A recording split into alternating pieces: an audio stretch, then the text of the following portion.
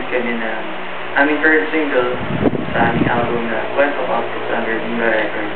Ang title nung first single namin is Kamusta Ka? Actually, it's originally gone by Ray Valera. It's a love story rin, pero it's with a twist na hindi siya local kasi yung separate yung poet, yung girl. Kasi separate talaga in terms of being on the earth and the poet. Kasi magiging maraming digital na elements sila lagay. So magiging, it's our first one, a really different video. Tapos before we're all live shoots eh. Ito yung ngayon pala nagiging digital yung shoot namin. Dito si Tati ng Galilee. So, sikat na. Maraming salamat. Bali, pinimit lang namin. Pinimit lang namin siya.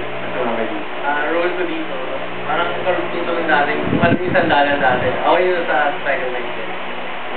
So parang nililigawan ng girl. Sobrang saya. Kasi talagang medyo wala eh.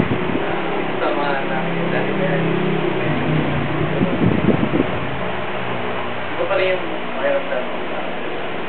Kasi mga kuya rin, oo, ganun. To all the mixed viewers, abangan niyo yung video namin lalabas yun soon, and of course, please support our album. It's under Viva Records. Kwento Pop yung ng album, and abangan niyo rin yung Hopia Mani Popcorn version 2 kasama niyo yung song na yun. Maraming salamat dito. Set of